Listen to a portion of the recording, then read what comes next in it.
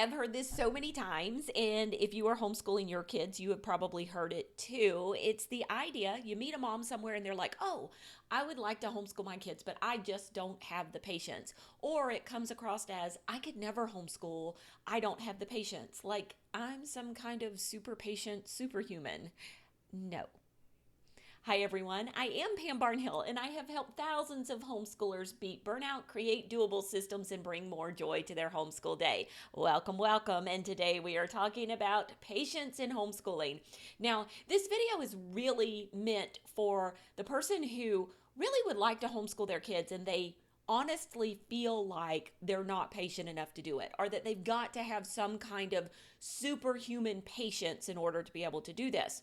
Having said that, if you are a homeschooling mom, I would love for you to watch to the end and in the comments point out the things that I've forgotten, because not only am I not super patient, I'm also not all knowing. And so I'm going to leave some things out and you may have some good things to say.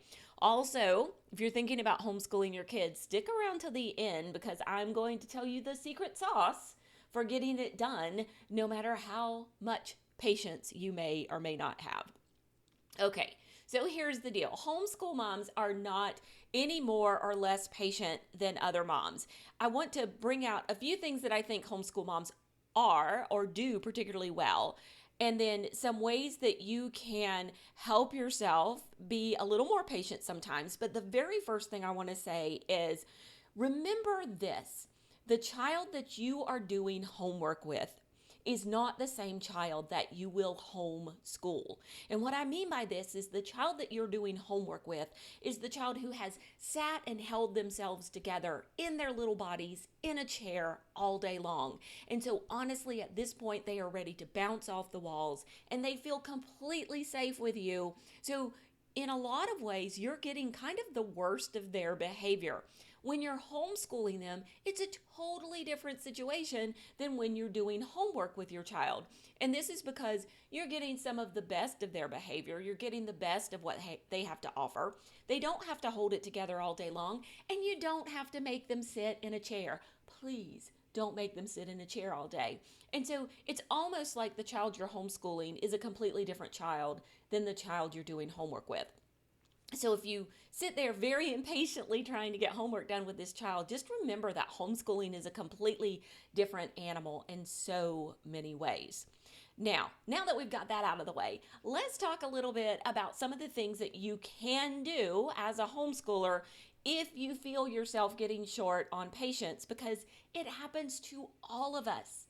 Every single one of us gets short on patience with our kids. And so some of the things that you can do is take a break. As a homeschooler, you are completely in charge of your schedule. And so if you reach that breaking point in the day, you just don't push through and try to finish the day. Instead, you go get ice cream. You just take a little break. You step back and you take a deep breath. You take tomorrow off. Set up your schedule in such a way that you make it completely flexible to do these kinds of things and still meet your requirements. And we have a course called Put Your Homeschooling Year on Autopilot where we show you exactly how to do that. We call it magic number scheduling for a reason, and it gives you the opportunity to take those breaks when you need to and just kind of regroup yourself as a homeschooling parent. Take a deep breath. Next thing is to find some support. And you have to be careful with this because a lot of times if you're seeking out support from people who are not homeschoolers, their first answer to the question is going to be, well, you could just put them back into school. And that's not the kind of support you need. The kind of support you need is you need support from people who are willing to say, you know what? I know this is difficult right now. Maybe here are some things you could try, but just keep going, mama. It's going to be okay. We provide support like that for free in our community at community.pambarnhill.com. You will find over 5,000 homeschooling moms there who have gone through exactly the same things and feel like on many days they don't have enough patience, and they will help you through this. And finally, and this is the secret sauce, this is the last thing I want to tell you, remember why you're doing this. So often I wake up in the morning and I feel like, oh, I just don't know that I can make it through another homeschool day. These kids are driving me crazy. I just don't have the patience I need. Maybe I get upset and actually yell at someone. I know it's hard to believe, but it happens.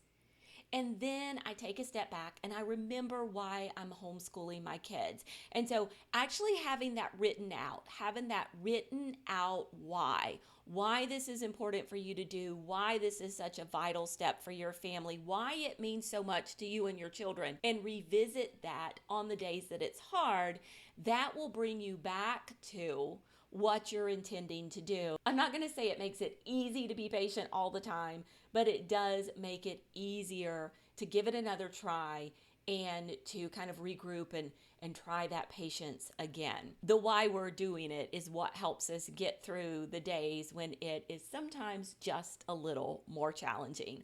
So there you have it.